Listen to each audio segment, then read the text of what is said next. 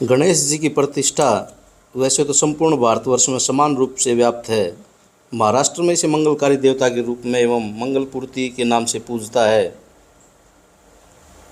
दक्षिण भारत में इनकी लोकप्रियता कला शिरोमणि के रूप में है।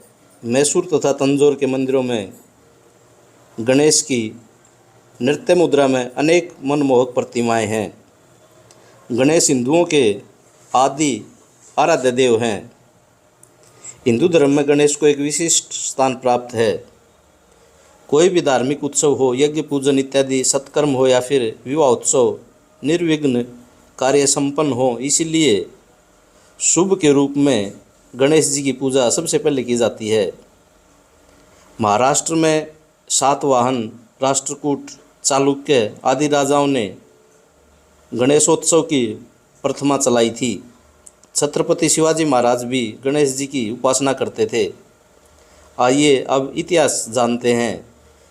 पेशवाओं ने गणेशोत्सव को बढ़ावा दिया। कहते हैं कि पुणे में कस्बा गणपति नाम से प्रसिद्ध गणपति की स्थापना शिवाजी महाराज की माँ जीजाबाई ने की थी, परंतु लोकमान्य बाल गंगाधर तिलक ने गणोत्सव को जो स्वरूप दिया उसे गणेश राष्ट्रीय एकता के प्रतीक बन गए। तिलक के प्रयास से पहले गणेश पूजा परिवार तक ही सीमित थी। पूजा को सार्वजनिक महोत्सव का रूप देते समय उसे केवल धार्मिक कर्मकांड तक ही सीमित नहीं रखा, बल्कि आज़ादी की लड़ाई, छुआछूत दूर करने और समाज को संगठित करने तथा आम आदमी का ज्ञानवर्धन करने का उसे जरिया बनाया और उसे एक आंदोलन का स्वरूप दिया। इस आंदोलन ने ब्रिटिश साम्राज्य की नींव हिलाने में महत्वपूर्ण योगदान दिया। लोकमान्य बाल गंगाधर तिलक जी ने 1893 में गणेशोत्सव का जो सार्वजनिक पौधारोपण किया था वह अब विराट वट वृक्ष का रूप ले चुका है। 1893 में जब बाल गंगाधर तिलक जी ने सार्वजनिक गणेश पूजन का आयोजन किया था तो उनका मकसद सभी जातियों धर्मों को एक साझा मंच देने का था, जहां सब बैठकर मिलकर कोई विचार कर सकें तथा सब पहली बार पेशवाओं के पूज्य देव गणेश को बाहर लाया गया था। वो तब भारत में अस्पृश्यता चरम सीमा पर थी, जब शूद्र जाति के लोगों को देव पूजन का ये अपने में पहला मौका था। सब ने देव दर्शन किए और गणेश प्रतिमा को चरण छूकर आशीर्वाद लिया।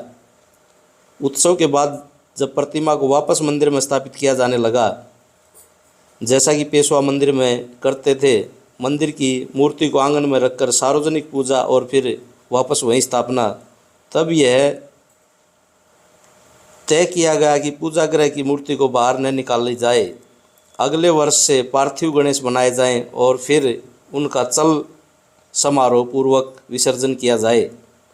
तब से मूर्ति पोज से मूर्ति विसर्जन शुरू हो गया था। अब काफ़ी फैल गया है। इसमें केवल महाराष्ट्र में ही 50,000 से ज़्यादा सार्वजनिक गणेशोत्सव मंडल हैं।